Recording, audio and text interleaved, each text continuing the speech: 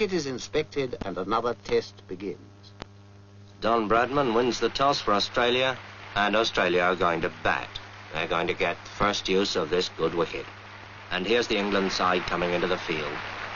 Yardley leading them, and here's Tom Dollery, Jim Laker, Dennis Compton and Douglas Wright of Kent at the end. And then, out of the pavilion gate, come Australia's opening pair, Barnes and Morris. Morris in the cap. And Alec Bedser of Surrey begins the bowling from the nursery end. Fast medium right arm comes in, bowls to Barnes outside the off stump, and it bounces off Evans' pads. Bedser again. Bowls again to Barnes and again beats him outside the off stump. And the first over's a quiet one, a maiden. And Alec Coxon of Yorkshire bowls the second over from the pavilion end. Elbows well out, comes in, bowls to Morris. Morris forces him away on the onside, and the Australian innings is underway. The first run's up on the board. And so another historic test is underway. Watched by the press of half the world. Watched, too, by appraising eyes in the pavilion. Eyes that have seen many a cricketer come and go.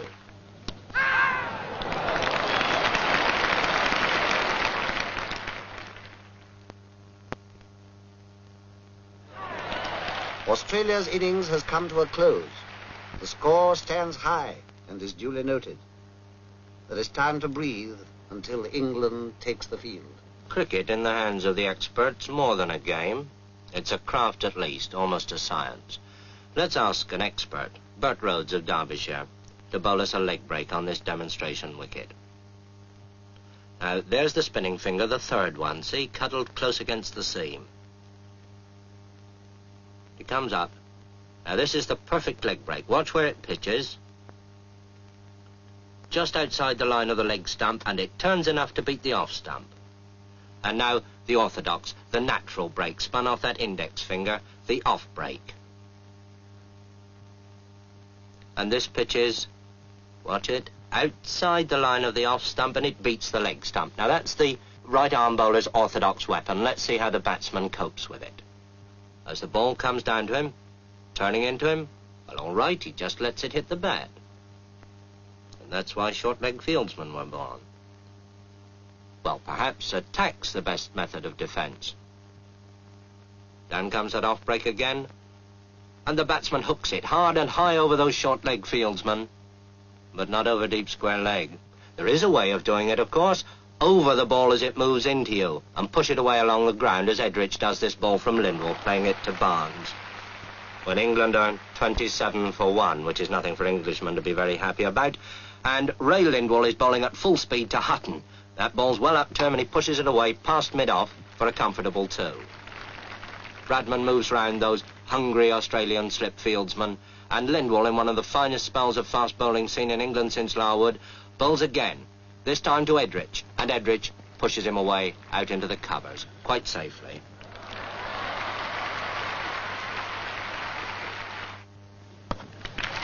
And it takes Doug Wright at number 11 with a wild swing over the bowler's head, sky high up there into the long field, to save England from the follow-on.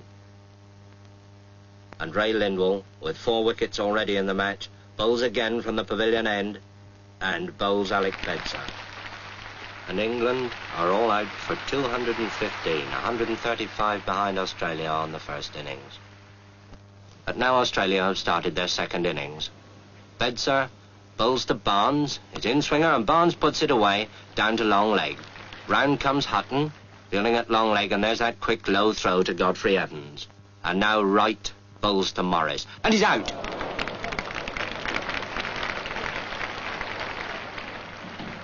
When a wicket falls or a hit is made, those behind the scenes spring into action.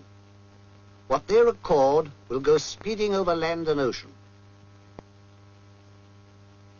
When a batsman strikes, the whole world outside will want to know the score. And when they know it, they'll cast an envious thought to those who sat at Lord's and watched. And there goes Barnes, magnificently caught by Washbrook at long on for 141. And Australia are now 431 in front.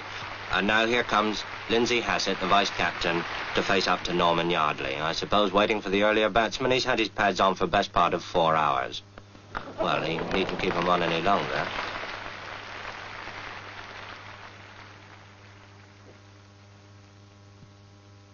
Meanwhile, the Don bats on. Don Bradman, on his last Test tour and playing his last Test innings at Lord's. Don Bradman, the pride of Australia and the despair of England. But whichever side one favours, who can but acclaim a master?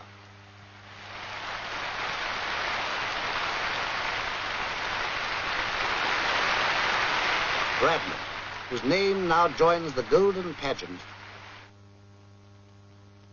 Will rain stop play? Anxious eyes survey the wicket. Willing hands turn too. But fate is kind and the battle is renewed.